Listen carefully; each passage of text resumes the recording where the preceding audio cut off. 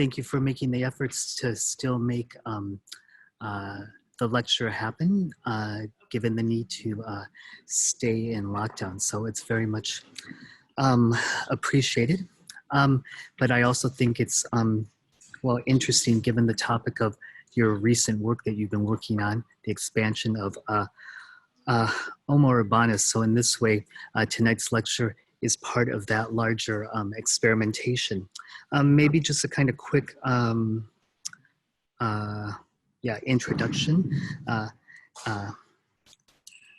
Béka and Lemoine you've been working together for the past 15 years on a series of, well, environmental, Freudian slip here, narrative and cinematographic forms in relation to contemporary architecture and the urban environment. So there's a long list of films, but one of the first notable ones for sure is the Koolhaas Houselife, Pomerol, Herzog de Meuron, and Barbicania, which, well, in one way features one of the Berlage's visiting tutors, Tom Weaver, in a very funny pose in his balcony, which is quite nice to see. At any rate, it's a pleasure to have you here. This is the second in a series of what we call the Berlage Keynote Lectures, which brings together a bunch of internationally prominent designers and thinkers and practitioners who are engaging in contemporary issues and debates related to the built environment. At any rate, we give the floor to you via Zoom, and we just ask everybody for their patience as we deal with this new reality. Thank you. Hello, everyone. Thank you very much for this introduction. We are very happy to these program lectures, and sorry again for not being here.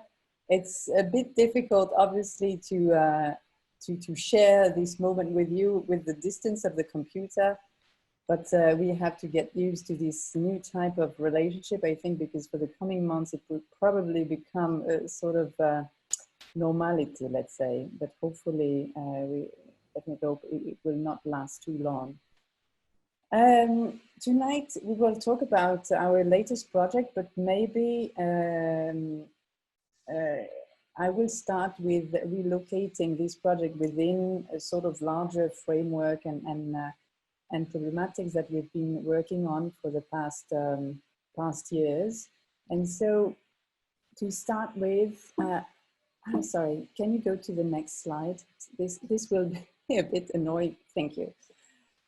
So to start with, I wanted to use this image, which is a sort of overview of our filmography. With Ila, we've been working together for the past 15 years. And we have produced, because we are also producers of our films, we have produced 30 films in about 15 years. They do not appear all here, but mostly you can get an idea. And maybe as a sort of simple key of reading of this evolution of films, I could say that in a very simple way, we have worked on an evolution of scales. Can you go to the next slide, please? Our first film that it was just mentioned, and go again to the next, was entitled Koolhaas Houselife, and was investigating a very well-known house. So it's the domestic reality seen from the inside, from the daily habits, and it represents a house built by OMA and Koolhaas in Bordeaux, the house in Bordeaux, and it was seen through their eyes and through the daily habits of the housekeeper, Guadalupe. Can you go to the next slide?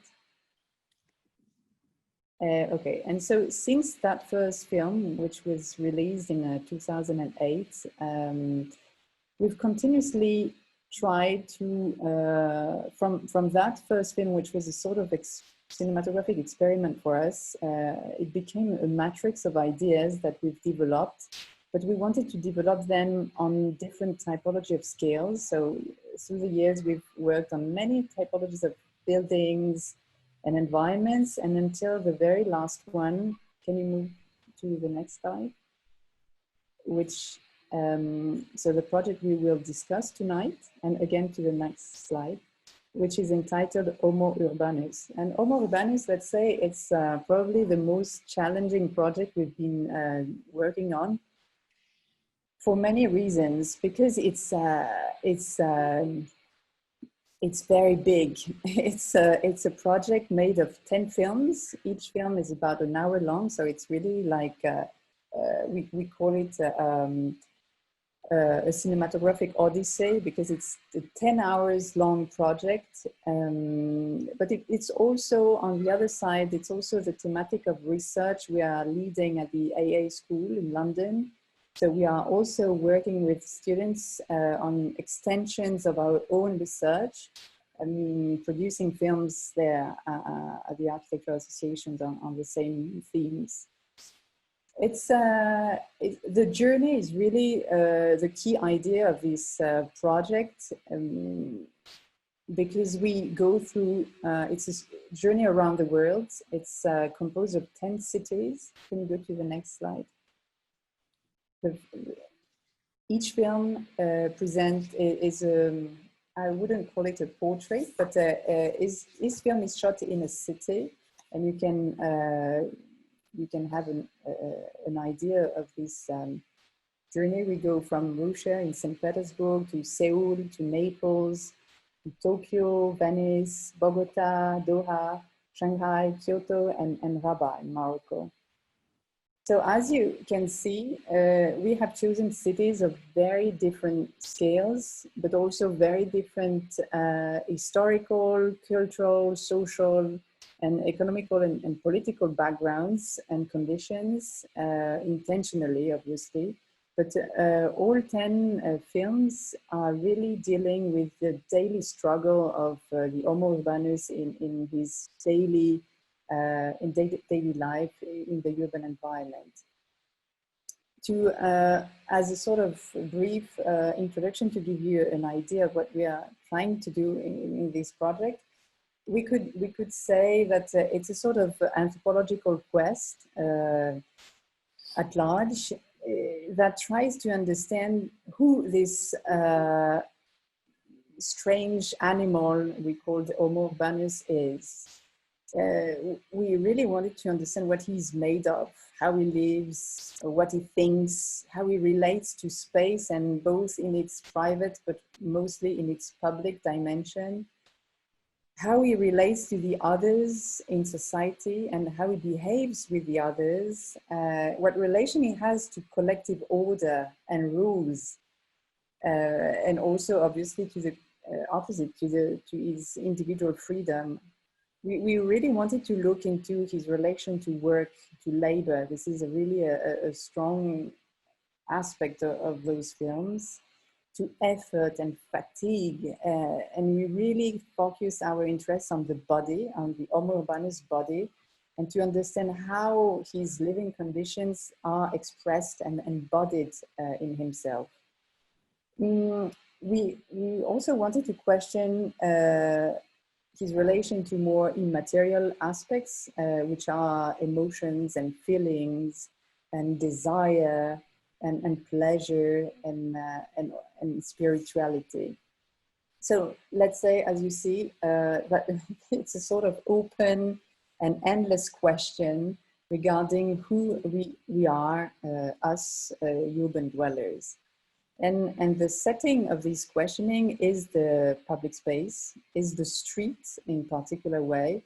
The street understood as a sort of stage of our social behaviors, and where with a sort of minute observation, of attentive observation, we can read those silent rules that govern our societies.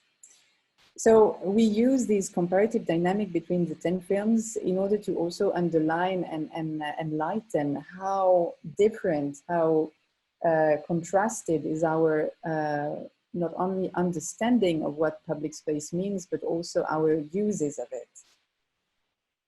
In order to stop talking and to show you something, I would like to show you a short extract. Actually, it's sort of trailer of the entire series, and so you will see a little bit of all the films. Can you play the film, which is the next slide, please?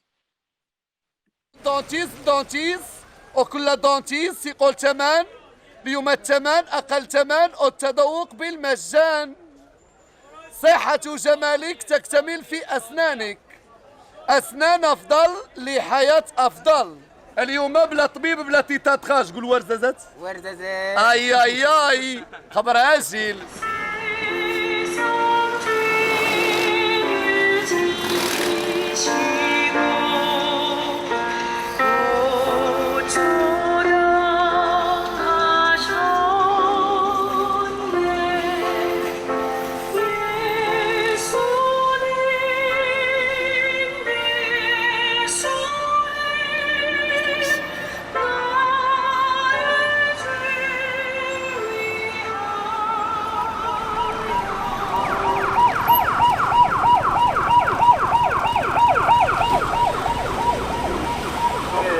양보 좌우측으로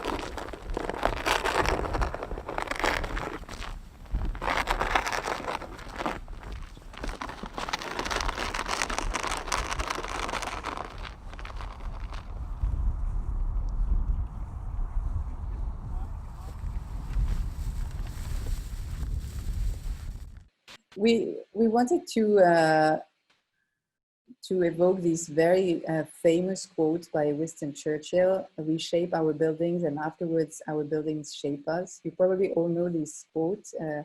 And the reason why it is so famous, it's probably not only because it's Churchill who said it, but also because it expresses in a very simple and efficient way a sort of fundamental and universal idea, which is one of the core subjects we've been working on since our first film, which is observing these deep relationships between individuals and their environment at large, and in a most particular way regarding us, we have been extremely interested to understand how people are influenced, are shaped and stimulated by the built environment they live in, this being architectural or urban.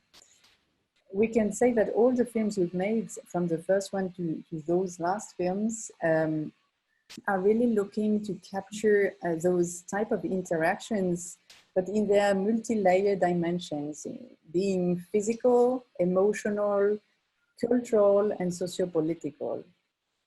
But since we are filmmakers and we deal with images, obviously, from the start we have been extremely interested to observe and analyze the relationship architecture develops with its own representation. And so we were interested to question the status, the role, but also the responsibility of the image in architecture and how it shapes our understanding, but also our knowledge of that discipline, and also by extension, how it influences the way we build. So to Churchill's quote, we could make a little addition to it, if we can switch to the next slide, saying that the way we represent our buildings also shapes the way we build. And because all our films have been really working on this huge discrepancy in between urban and architectural daily life or everyday life reality and the idealized and mediatic representation of architecture, which is obviously determined, but also by external factors, being economical or political. And to express or to illustrate this point in a very efficient way, we wanted to show a very short extract from one of our students' film from the AA. The extract is very short, but let's say that it will very much, you will understand that point in a clear way. And the film is an intimate portrait of a homeless man in London, in the streets of London. The student has followed him for a few months, and he tried to capture his daily survival strategies to live in a city like London. But let's go to the extract, please.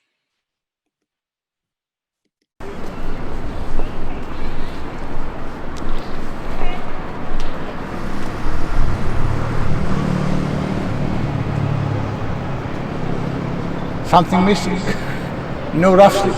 No, someone is look like rough sleep. Something missing in this picture. Shouldn't be like that. Yes. Sitting. What's that? People sitting, eating. Where is the homeless people? There is no homeless people to ask for some help. Yeah, it's a film by a student named Matthew Ho, and we are very happy because he had the honors at the end of the year with this film.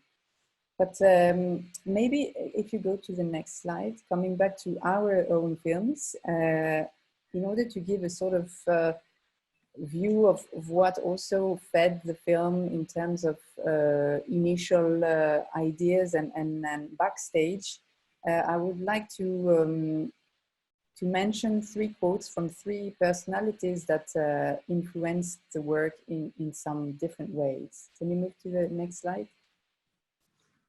So the first one is from Austrian filmmaker Michael Glauber, Michael Glauber is mostly well known for his documentaries, which are really impressive, very different from the way we work, but very strong.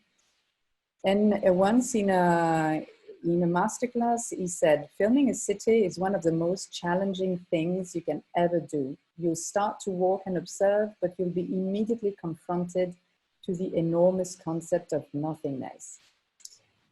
So obviously we were very, this sentence and this idea followed us during the project, but the way we understand the word nothingness, which is really strong, we could understand it in a more positive way, let's say, as everythingness. If you move to the next slide, please.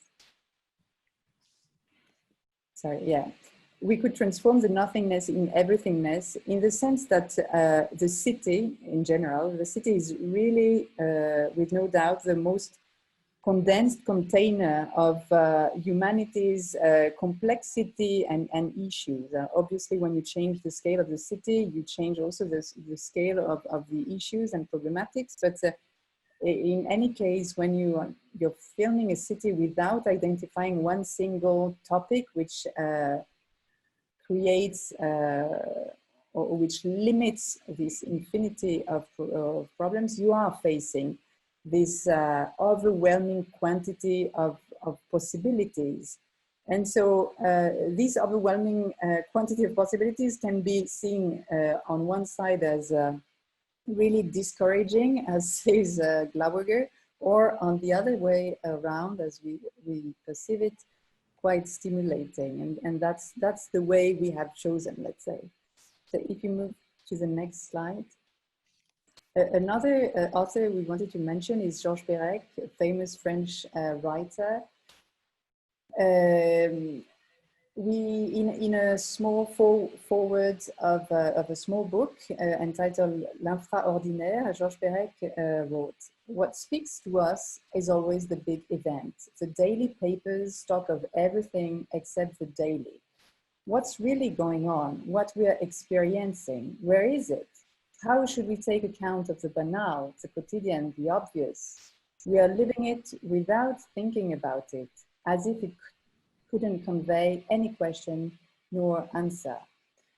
Berek was really an author that followed us for many years, and because we really define the poetics of the everyday as a subject, or as the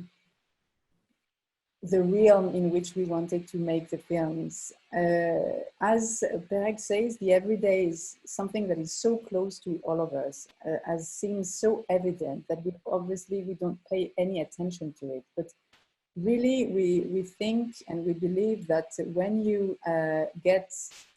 you find the right distance to face this familiarity, it is really an endless reservoir of poetic situations. And so that's really a guiding line we're trying to keep in those years.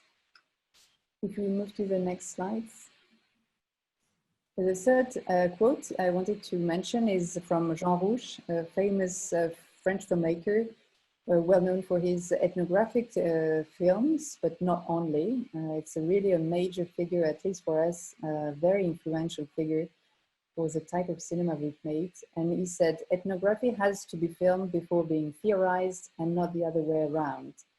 And we really fully followed his approach in terms of the way you relate to any kind of subject, looking, observing, making before theorizing.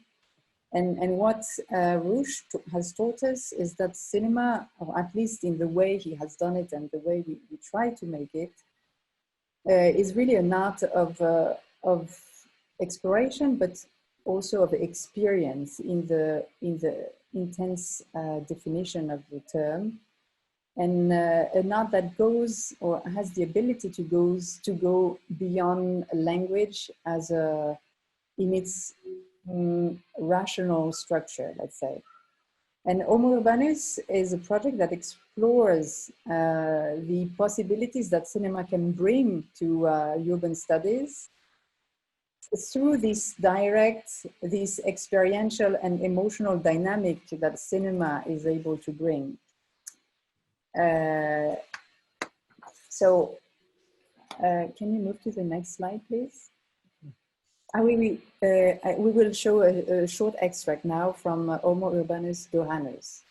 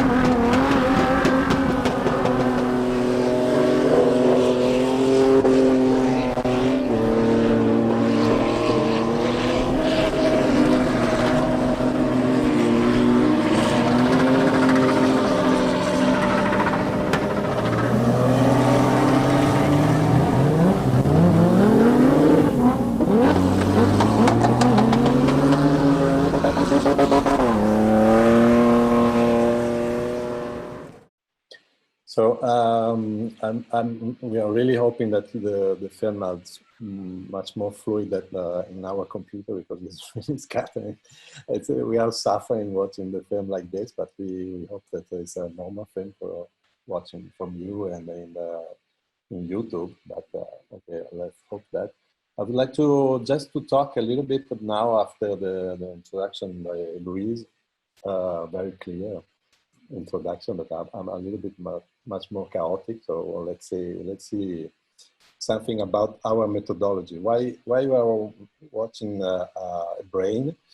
We are watching the Brain because from since our first film that is Koolhaas Houselife, we decided to make films that they don't have a script, they don't have a chronological development, and they don't have that is something that is normal in cinema, is a starting point, a developing a story, and a end, and in many cases a happy end. And we wanted really to create something different because we had an opportunity to work in a field of architecture. I'm an architect also, so we tried to structure our film in a different way. So the starting point of this methodology was thinking how the memory works in our brain, and the memory in our brain works in a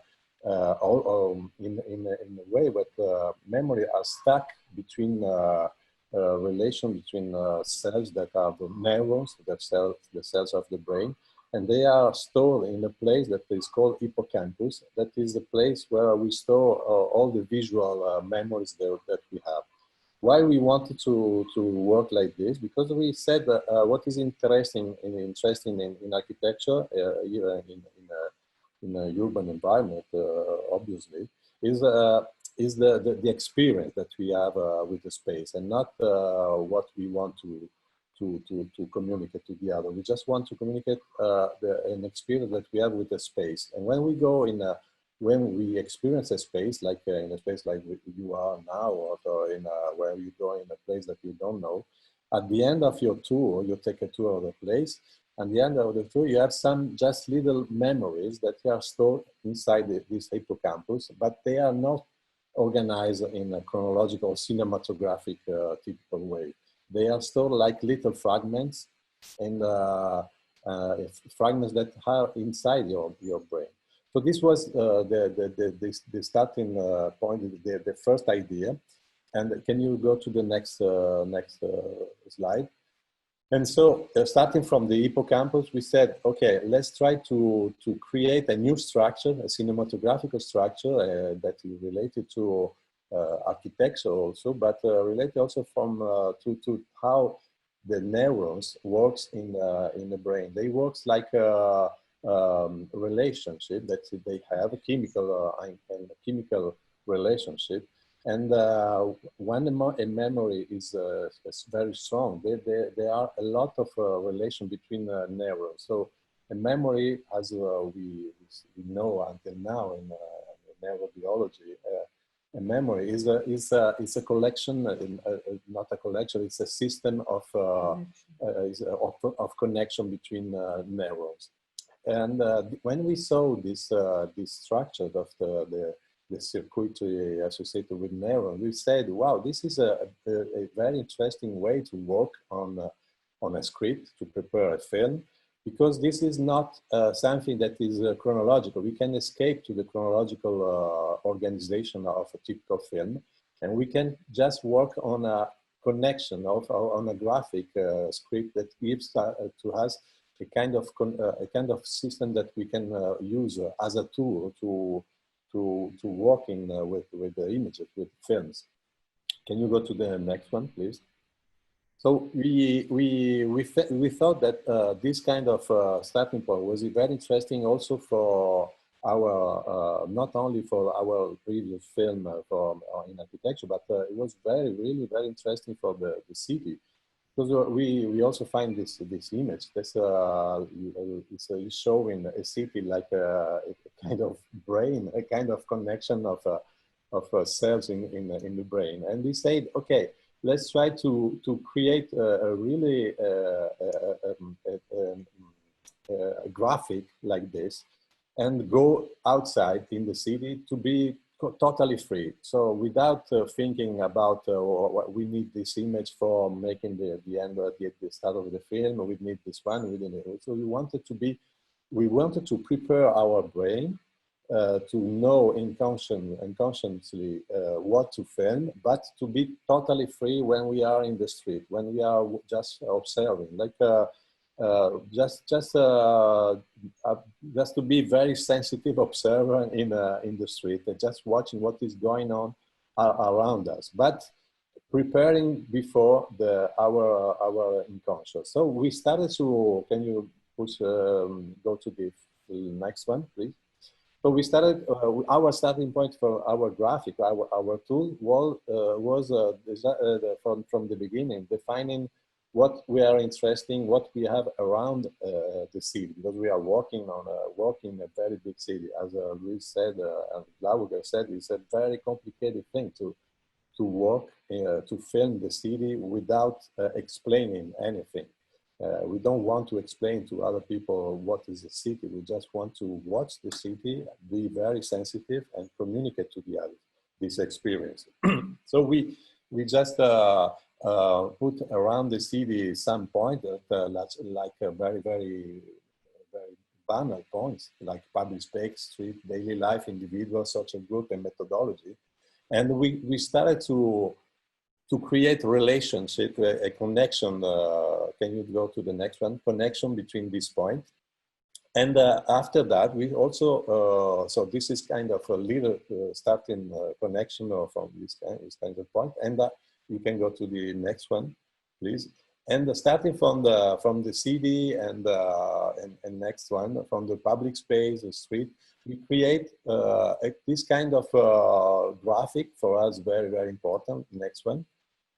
Because we just watching at this and talking about this point and this connection between us. Next one, we understood that yeah, there's a lot of things that we can find in the city. Next one, starting also from individual. Like, for example, I will not read everything, but we are really interested in, this is just a kind of graphic for our interest in the city. As you can see, the childhood, the strength, the fragility, the gestures, the body, the solitude, desire. So we have a next one. And in the social group, for example, the social tension that there are in the city, then the spirituality, we are very interested also in the spirituality in an urban environment. Can you do also the next one? And at the end, we had this that now is so beautiful, but we did it in Illustrator. But at the beginning was really a kind of a sketch made by hand with all these kind of words and related from them. Next one, please. And when we arrived to put this on the paper, we had this tool, and we said, now, okay, we have everything in mind. We know very well what we are interested in.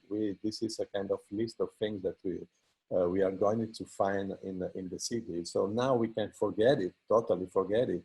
But using this tool, as a piece of paper, you can go to the next one, next slides. And for example, this is for what we use for Bogotanos, is when we are filming in the city, we have this for all the cities and much more for every city. But we said, okay, now we can see for every city what is much more evident in that place.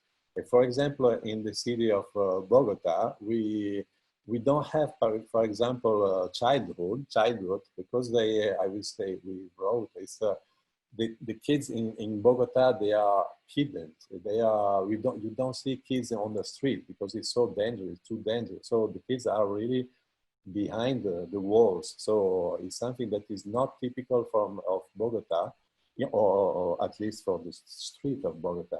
But you have something else that is becoming much more interesting, and every city have a different tool, have a different graphic like this one, and we can find, for example, in the film. Now watching the film after that, this 1 hour of film for every city, we can find all these kind of red dots that we are writing every day when we shoot. Normally, we shoot the film during 2 or 3 weeks. We stay in the city for this period. Normally, we don't know very well the city. We know a little bit the city, but not very well.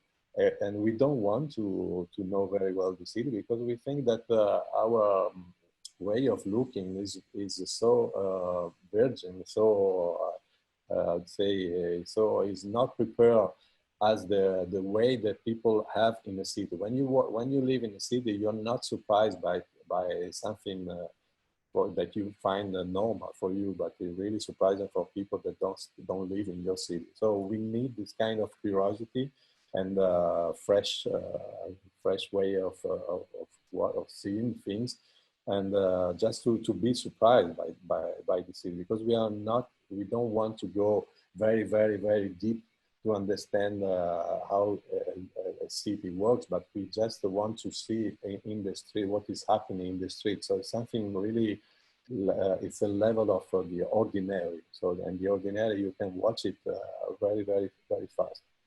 I think that after that, this light, we have a little like start from the film from the Bogota. It's a very important moment for us because Bogota it was one of the first film we shot. And it's a moment, an incredible moment that happened in San Victorino. That is a place, a very dangerous place, or at least very dangerous to go there with a camera, even if it's a small camera. But it's a very dangerous place in the center of Bogota. But at that time, we were there and just asking if we have to go, can we go there or no? And it started raining very, very, very, very hard. It was a very strong rain. At that moment, we decided, okay, let's go filming with the rain because it should be a little bit safer with the rain. And at the end of the rain, we just record that this fragment that you are going to see, that for us is a very important fragment to understand how people in the city can react to, can adapt immediately in this case, and not only immediately, but in this case it was immediately, can react to an event like a very strong rain, and find a solution for surviving, because you will see, I mean, we can talk later. I'm just watching the extra now and talk a little bit about it. Can you launch the next extra, please? Yes, I forget, because we don't have we don't have the keynote in front of the eyes. Yeah, we'll just put in another quote by Bruno Zevi that is very important for us, is that the architecture must be appropriated, experienced, madly loved, but not represented. The lived space is experienced or it is not. And this is, you will see, is a really experience of space, what we are going to see. Next one, please.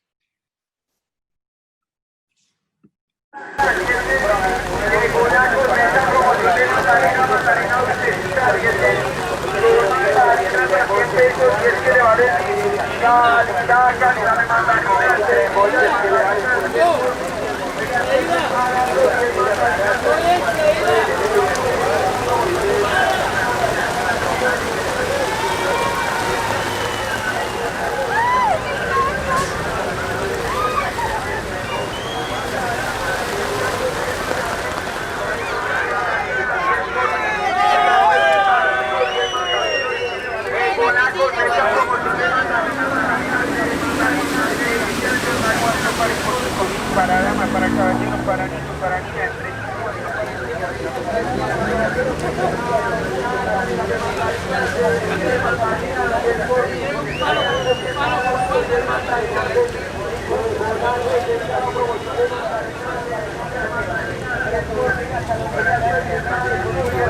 ¡Ay, qué frío!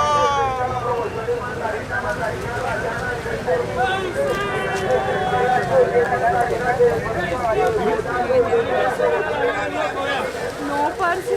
Claro, eso divídelos. Claro, huevón, así es. Más para allá ¿qué te dice? Claro, manito, es eso. Así es, ahí pasa la gente ya. Bueno, la liga para el loco, la liga. Mójalo, loco, mójalo, el que no le dé, mójalo. Tírale agua, tírale agua. Tírale agua, el que no le dé, tírale agua.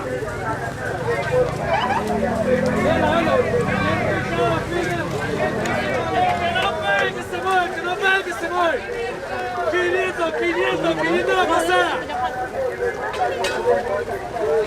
A 500 la pasada, 500. El que no pegue, que se mueve. Que le den pescuezo con los ojos, paguen. Oiga, se reciben relojes, billeteras, carteras, anillos, celulares, plata, besitos de mujeres lindas. Se le da liga Cucho, yo la voy a traer. Vea, que no es ¡Cobre, loco, cobre!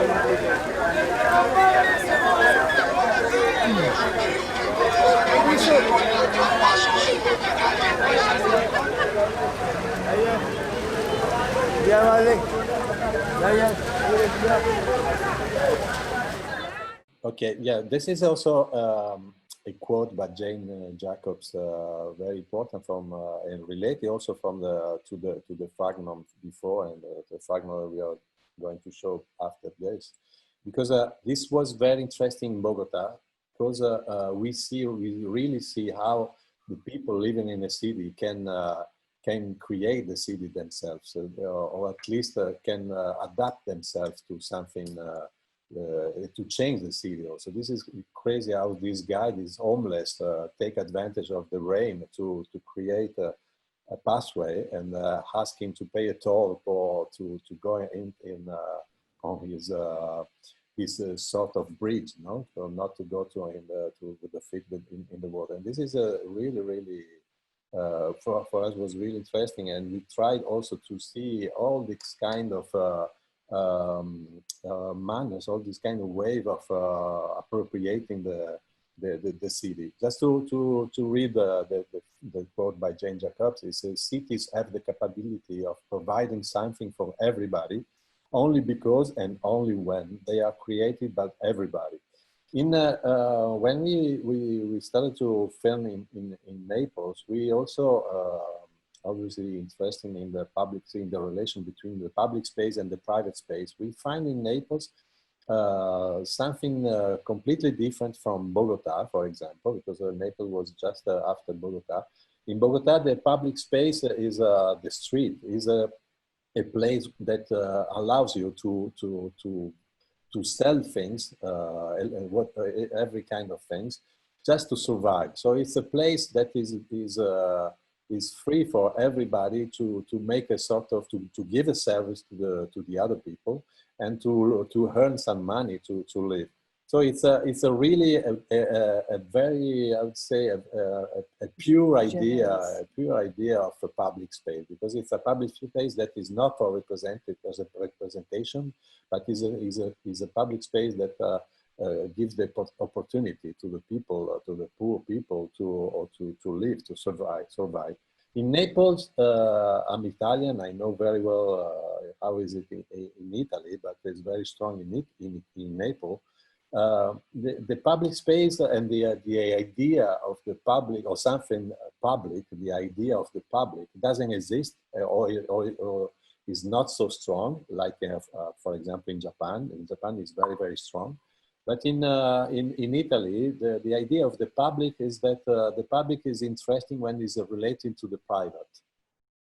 And because the public space, the exterior, it means the exterior, the public space as an exterior, is interesting when it becomes an interior. But the interior is mine, is private, and the exterior is for the other. So I'm not interested. We can watch a little extract from the film by, I think the next one, I don't see it.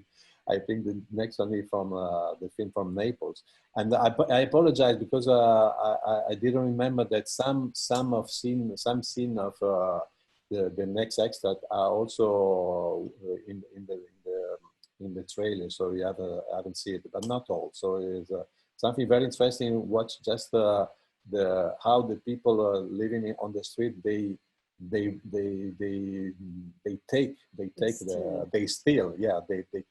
really steal place, public space to the state, to the others, to make it private. Can you play the next film, please?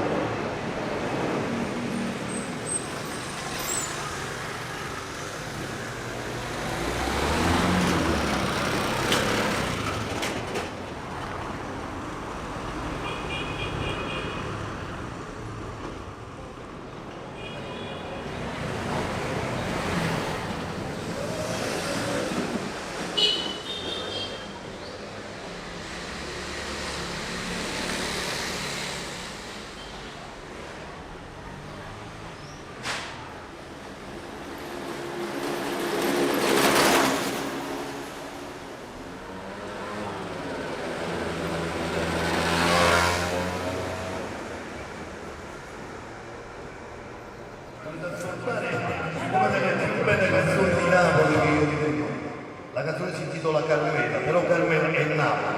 La volete ascoltare?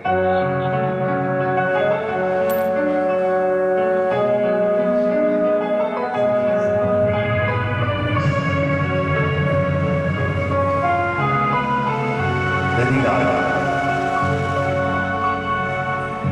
Sui carini non pernesce mai.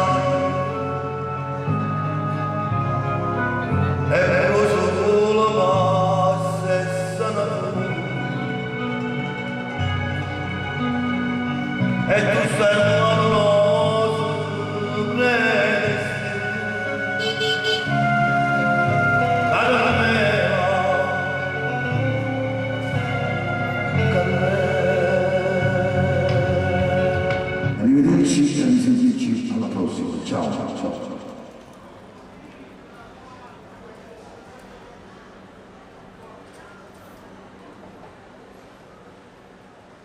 Yeah, I just wanted to. Okay, you can stay on this image because it's another film, and this is Shanghai. Just wanted to say that these are films that they are 1 hour long. It's really complicated to show some excerpt of 2 minutes or 3 minutes because we really don't. We work a lot on the atmosphere, on the ambience of the city, and also the structure of the editing that is related to our idea of structure of the neuronal structure in the brain, and also related to a sort of harmony in music. There's we try to create a world extracting from the experience of our experience in the city, and this is really complicated to show to 3 minutes. But we can in this exercise we can use these fragments of film to compare between there. Because as you've seen in Naples, the exteriors becomes the interior, but in Shanghai, this is the next one, the extras in Shanghai. In Shanghai, it's totally different because I would say is really the opposite. Is the interior becomes the exterior. So it's not taking the public space and then putting inside your house, your private house, but it's putting your house in the exterior, in the public space. You can watch this this fragment, please.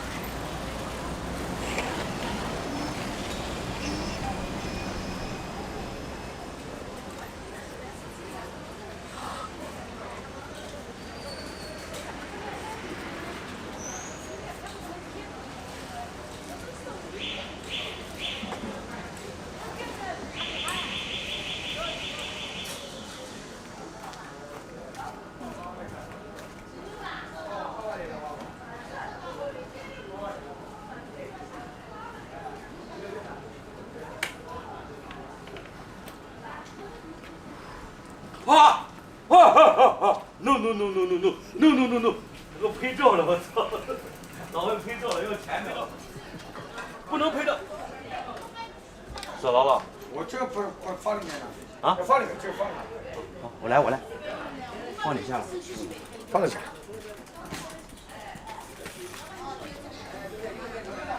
放进去，就放这，哎，就放这。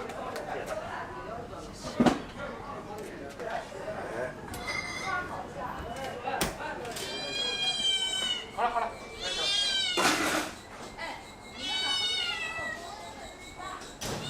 我钱是咋了？没事，费我交，再交。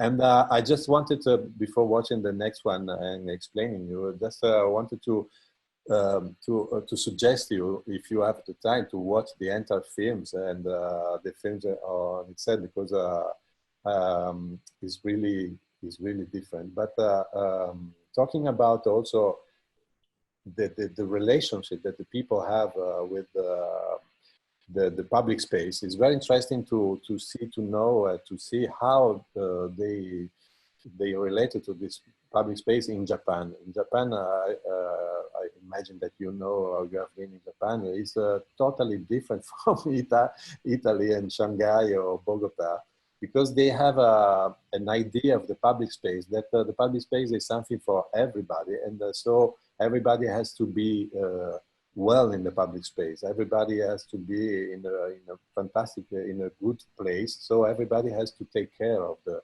public space. This idea of taking care of the public space is very, very strong in the cleaning, acting, the act of cleaning of the public space. And if you go to Japan, you will always see people that are cleaning everywhere, every time, always the street and every kind of public space. Even sometimes is a little bit.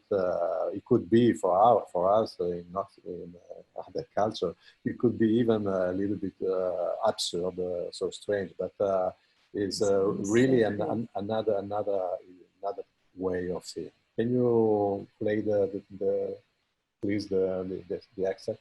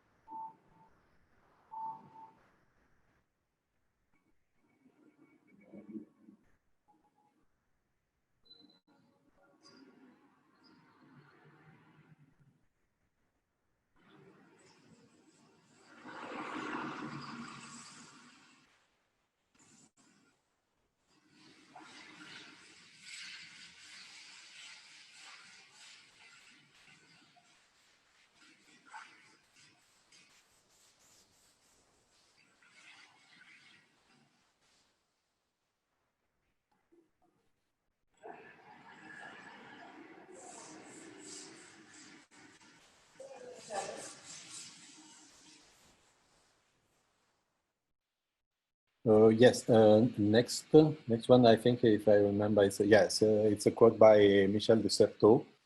To practice space is to repeat the joyful and silent experience of childhood. We are extremely interested in the presence of kids in the city, not only kids but also the elder people, old people, because these are the kind of people that are always struggling with the city. The city has not been constructed, built for these people, built for people that have to produce. So the city is not interested in childhood, and not interested in kids, and not interested in old people. But watching these people, we understand a lot about how we can find a new way to appropriate and practice the space. And watching the kids is a fantastic way to understand this. The previous extra that we saw are a kind of a collection or action in the same on the same subject, but the film are not only like this. In the next one, for example, we just stayed for a while with the kids. This is a very short one, but there's much more in the other films. Also in the film that we are going to see that in Russia, in St. Petersburg. And what is incredibly interesting in St. Petersburg is that you have two complete different, totally different cities in the winter and in the summer. You have a different city when there is snow, with the snow. And the city is totally is gaining, is earning a lot of space because everything is freezing. So you have frozen, and the river is frozen, and this public space, there's ice everywhere. And so you can really, for kids, something that is not normally not thought about this is the city becomes really a playground. Can you show the next excerpt, please? Кто покатится? Я. Я тоже. Сам ты едешь? Да, я. Кто не трусит? Я не трушу. Я, подождите. Подождите, надо палку брать. Вы что, за нами следите? Да. Ребят, кто-нибудь подайте палку. Мою палку не трогайте. Я за тетю, а где как? Мне страшно. Страшно? Нет.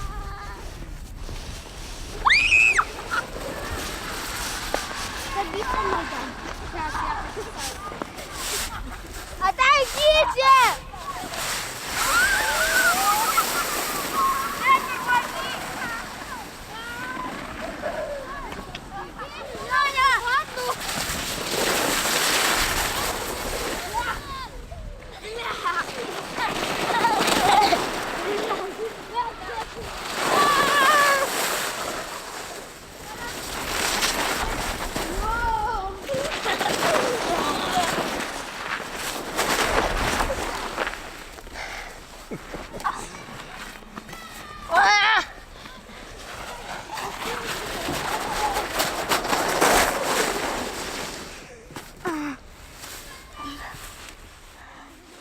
So as Ila said, we are extremely interested to see the city as a physical experience, in the way that we are all, and most of us are really struggling to live in big cities, and so and we often do not take into consideration enough that dimension. That probably we have built environments that are really against us, or become real challenges to live every day. And so the question of fragility and vulnerability is really a subject that we were extremely interested to work with, and that's why in many of our films you will find old people because they are the ones that probably suffer the most. And so we will now show a little extract shot in Tokyo. And actually, we have to say that probably Japan, where the population, as you know, is very much aging and facing a major social problem with aging population, is a country in itself where we could say all people are living in the best way, in the best conditions, because there is a real attention and care. But nevertheless, in the enormous scale of Tokyo, as you will see, it's not every day so easy. Can you play the extract, please?5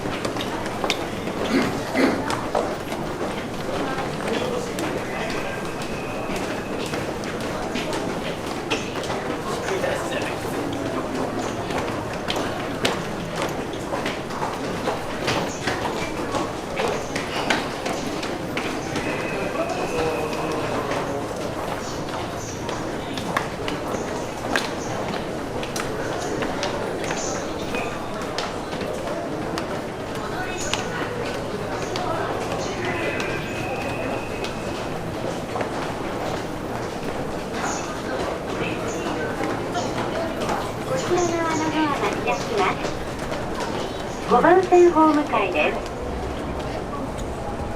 下に参ります。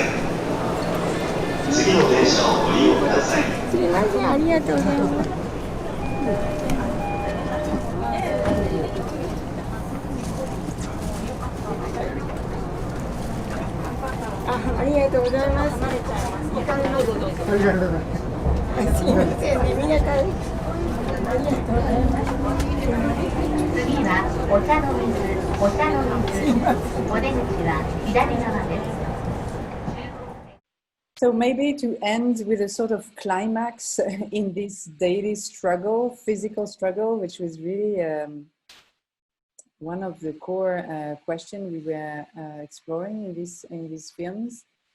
We as I said initially, we very much focus those films also on the question of work, of working conditions, of labor, and of the physical effort. And we usually, all the series of these films were shot in very normal conditions, like the daily normality. But one of the films is actually a bit out of that principle, the one shot in Venice, because the film shot in Venice was shot during, you probably all remember that in last November, Venice was flooded, but more than flooded, was really totally immersed in water because of historical Acqua Alta, which is a very, very, very high tides And so we made that film during the days of that high tide. And it created such a chaotic and incredible, absurd situation. So the film you will see obviously is not made of the normal life in Venice, but really out of these exceptional times. But what we focused on is how, once again, how we have this capacity of adapting ourselves in making the very simple things of the everyday in a very in high constraints, in very, very difficult situations.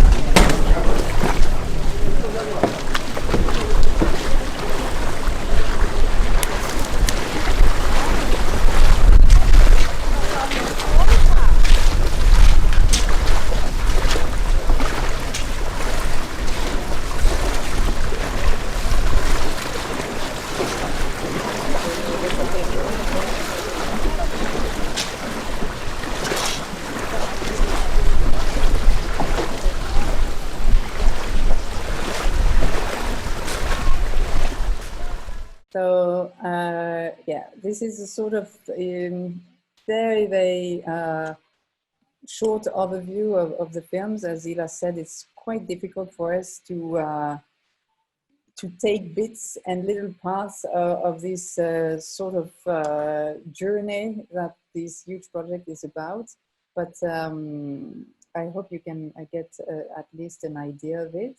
But there are a few exhibitions actually where we show the films. So nowadays, I know that you're not in the same city, but nowadays it's currently on show in France, in Bordeaux, at Arc en Rêve.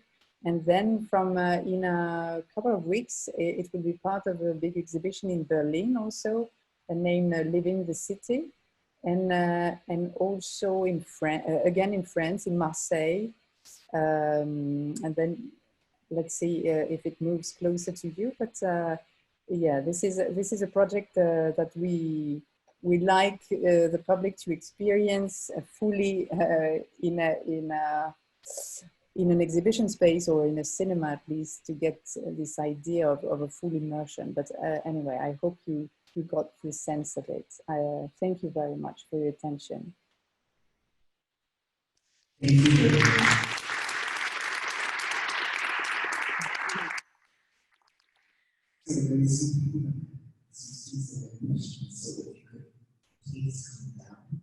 Sorry, we hardly hear you.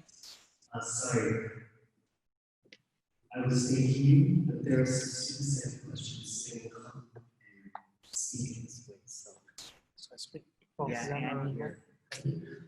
hi, thank you for showing all these super interesting fragments.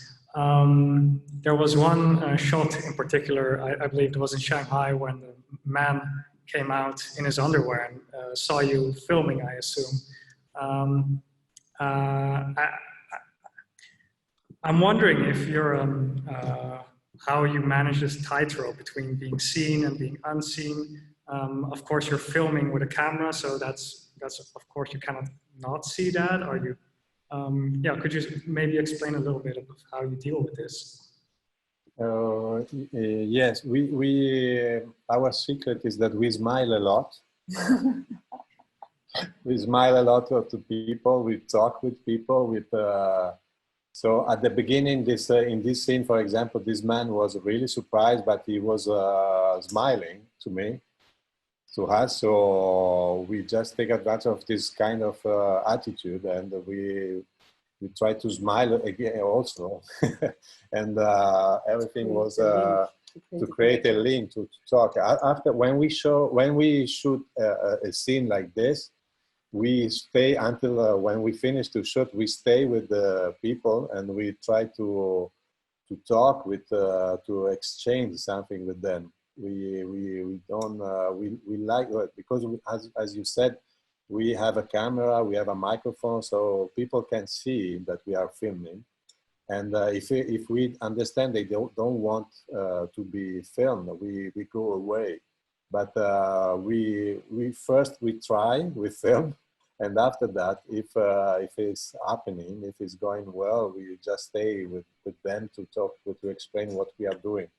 But as we never had, until now, we never had problems because we are talking, we are explaining that we are extremely interested in them, but more than this, we are interested in the role that they have in the city. So is the city the big, and not the city, but is the Homo Urbanus the big topic? And in that sense, it's not that their private life, we are not interested in their private life, but we are interested in their public life, in the public place. So until now it's went good, but yeah, we talk a lot with the guys also. We try to have a connection. We work a lot on connection. We said during the lecture, we have a very interesting connection. But it's true that I don't know if some of you have seen previous films of ours. In previous films, they were very much based on dialogue. We talked very much with people. We all the people we filmed used a bit the film as a stage to express their ideas and their thoughts, etc. But in this case, because we do not speak the language of every country we went to film in, obviously we had to think of a very different way of working, a different methodology, and to go into a purely observational typology of film, because obviously it's not easy to create dialogue and to elaborate discourses with people when you don't speak the language. And so that's why this series of films is very different in terms of way we made the films and the way we relate to people. But as Eva said, it's nevertheless very much based on a sort of participation. The idea of stealing images is something that we are very much concerned with. So each time we try to create connections, but it's also interesting to understand that in many countries now, the presence of cameras and people filming or photographing is something of our ordinary life. And sometimes that implies a certain indifference towards also our presence, because people do not pay any attention, apart from certain situation in which it's obvious that you want to film the scene, but in many cases of mainly big gatherings where you have, or also like touristic places in the cities, people almost do not look anymore in their eyes, but they live through their photo cameras or iPhones or any kinds of smartphones. And so this implies a very different also relationship to our presence, because in many times we understand that our presence is not taken into account as much as we thought it could be. Yeah. Thank you. Thanks for the showings. So my question goes, you seem to show the backstage of the city. Can you be closer to the computer, because the sound is very difficult? Yeah. All right. Okay. Is it better? Yes. Yeah. Okay. You seem to show the backstage of the city. Can you tell us a bit more about your backstage? How do you decide the cities you're filming on? And how do you curate hours of film? How do we choose the cities?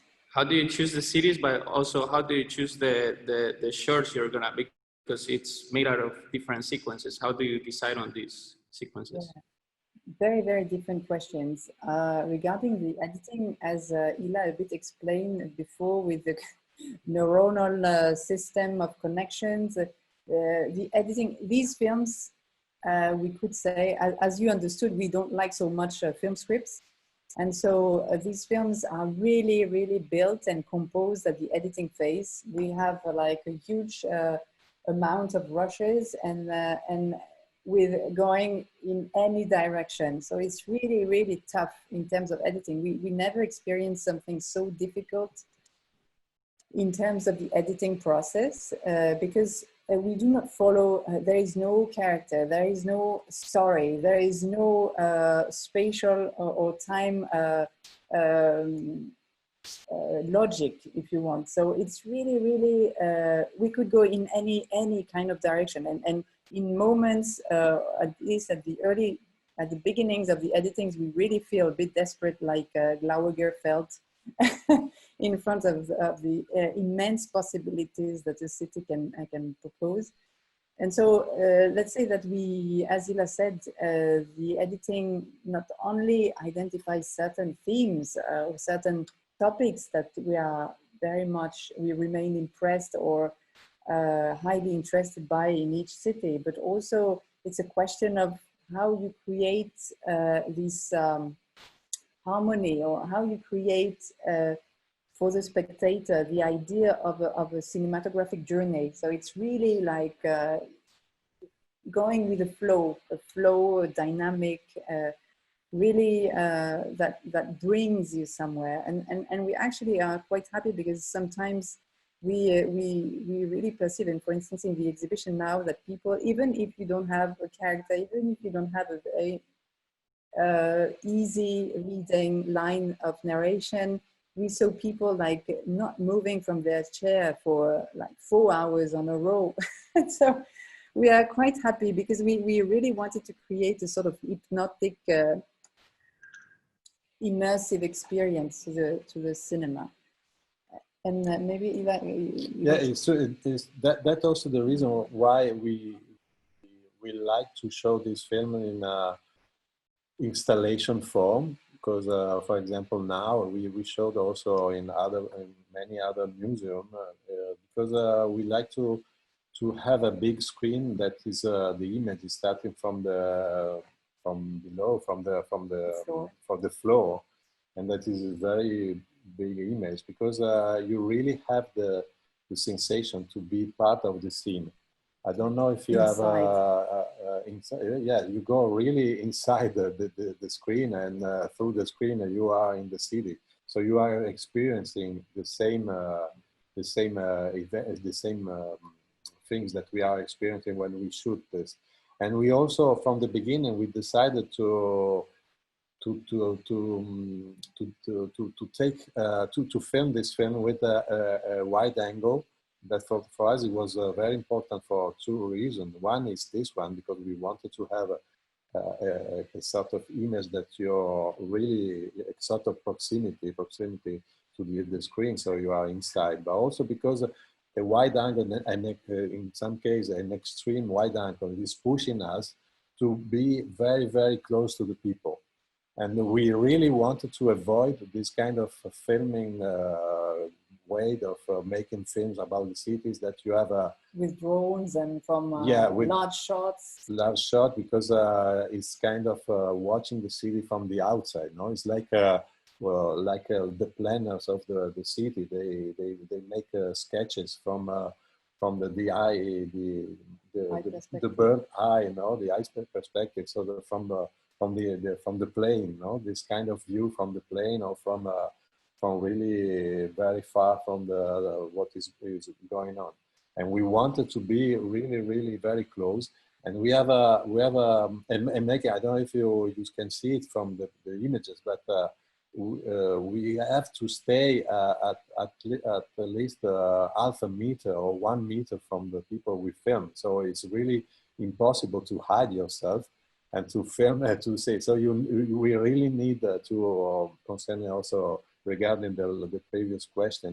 We really need to create a relationship with the people that we film, because we are part of the scene, and we are part of what we are filming. But this is I think also is the secret why the people are watching this film in good condition. They stay for a very, very long time, because it's not usual to be so close to people, so close to what is happening in the city. And so for us it was from the beginning very, very, very important. It's also a way to be inside. It's also this kind of brain, also to go inside the brain of the city and not stay outside and watching from outside, but watching from the inside.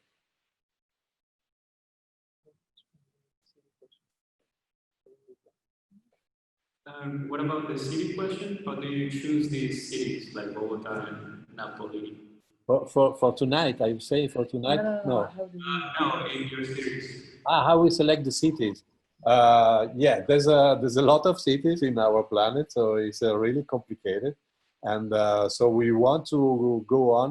We would like to go on forward with this project, but.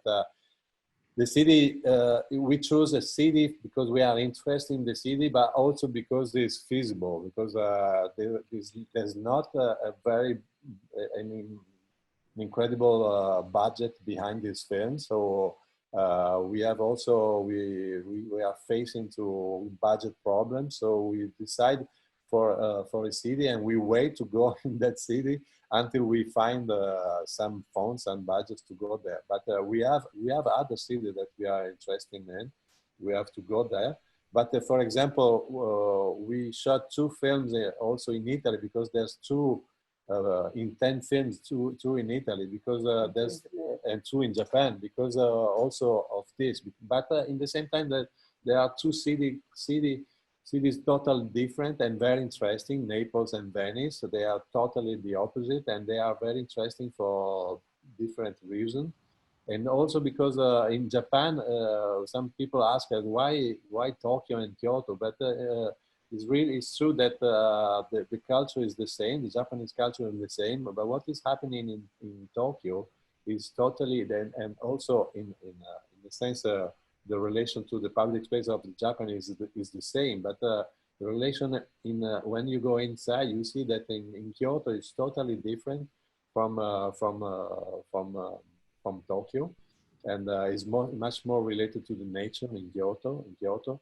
And so you can find very, very interesting things. But also in another way, we shot these 2 films because we were living in Japan. So we said, yes, it's very interesting to make this film also because we are here. And we tried something different between these two films, because Tokyo, we shot Tokyo when we arrived, so we didn't know the city. So as all the other cities, we just stay for 2 weeks or 20 days, or 2 weeks or 15 days. But in Kyoto, we lived in Kyoto for six months, and we tried to make a film during the 6 months. Thinking what is changing if we stay for a long period in the city. And at the end, we say I don't know if you can see the difference between the film from shot in 15 days and Kyoto. If you will watch this film, you can write us a message, say, yes, we understand that you stay for a long time in Kyoto, but I'm not sure that there's a really big difference in staying for a long time or not. So we choose the city because we are interested in something that is the culture, the weather. There's a lot of elements that push us to go to the city, but we have also to face to production constraints. So we can do it as we can. Okay. Thank you for the lecture very much. I'm actually from Bogota. My hometown is Bogota, so I was quite intrigued and amazed with the showing, because actually what you said you did about going while it was raining to film in San Victorino was very smart of you, because of course it's a very dangerous area. And I actually recognize myself with that, because in Bogota, safety is a very crucial issue, and actually I use the rain also as a strategy. I used to do it when I lived there because it's safer. Like, you get protected by the rain in a way, so that's quite good. And I guess I never realized about it just until I saw it in your video, which makes me think that once you portray these things, the everyday life becomes more important, right? So that's the only way I could recognize this feeling. So going back to this idea of the public space in Bogota being like this place where people earn the money, so they sell different kind of objects, everyone is trying to earn money, which also means there is negative things, right? Like people stealing money, thefts, all of this. And I wanted to ask you about, was it your decision to record only positive behaviors of the people, like these collaborative behaviors to be able to cross the street while it was raining, or like in Kyoto, in the video of Kyoto, you were showing people like picking up the trash from the streets. Like, was it a decision to just record good behavior or like collaborative behavior from people? We can say that we are not interested in we are interested in the ordinary life, even if sometimes, as you say, in Bogota or in Naples also, there's some problems, really issues. But in the same time, it could be much more easier to make an interesting film in a city during a war, no? Because there's a lot of things, and the people, they don't want to go there. So we know that we are making a very difficult work, because we are filming the ordinary, where everybody doesn't have problems, no? During the, as you say, the normal life. And filming a normal life, as also Glauberger said, it's complicated, because if you don't know how to watch, nothing is happening, no? And you say, oh, but it's boring, no? The normal life is boring. And otherwise, if you film a place where there's a lot of violence, there's a lot of problems, everything is very cinematographical, no?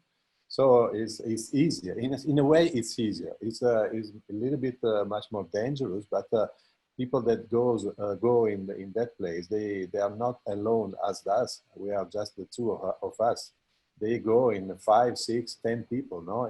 Even in Bogota, some people ask me, why you don't have a guard with you? No, because I went in some places also sometimes alone, and people from Bogota that I met there say, oh, you have to ask for a guard. You have to have 1 or 2 guards with you, because it's really dangerous, no? But yes, it could be dangerous. finally, I found much more dangerous Rabat in Morocco than Bogota, but this is it's another discourse. It's another thing. But I think, yeah, we film.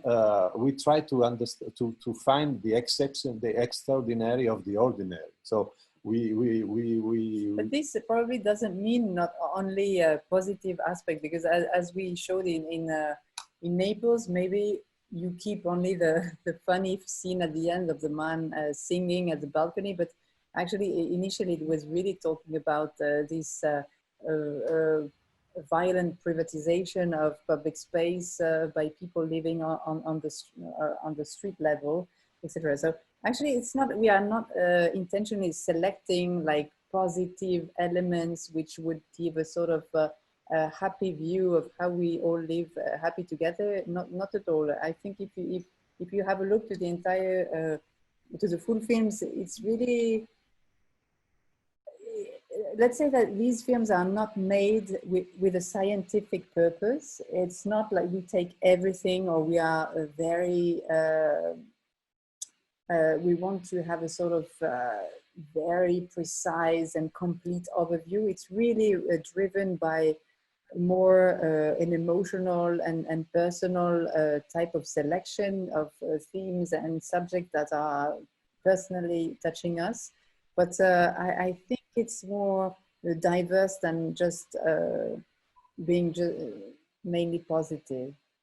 And I always think it's a project that we have in mind, and I would love to go to in a place where there's a lot of suffering. It's like a city where there's I don't know where, there's a lot of places in the world where there's a war, where everything, the ordinary is really, really complicated because it's really violent. But not filming this in that place, and just filming the little fragment of resistance of the violence, and the little, just looking for little pieces of relief, no? And making a film of the people that can be able to just in a moment, just to smile a little bit and to know how they do this. And because we are not interested in the tragedy, we are not. There's a lot of people that are filming. There's a lot. If you go in a festival, in a documentary film festival today, you have 95% of the film are shot in places where there's a war. There's people are fighting. People are shooting themselves. It's a lot of violence. How do people survive through the violence? And there's very, very few films that I'm talking about the poetic of and the hope of a better world, no? And I think we, in a place, it's not related to Homo Urbanus, but in a sense also a little bit, we need to film beautiful things because we have a lot, we have enough images of the enunciation of that we are living in a very bad world. So we just need to see how people live normally, no, in the ordinary. And there's a lot of poetic in the ordinary. You can find a lot of beautiful things, beautiful. We need to see the beauty, no, of because the city is horrible. Thanks.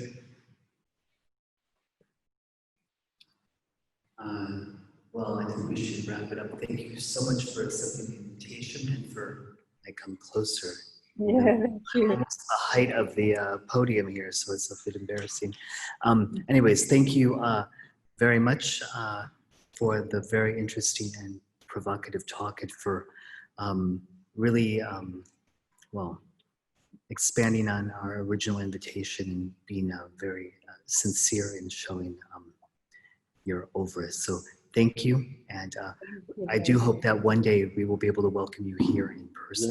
Yeah, it will be a pleasure. At another moment, so perhaps a master class or something like this. So we will stay in touch. Thank you very much and have a good evening. Thank you. Bye everyone.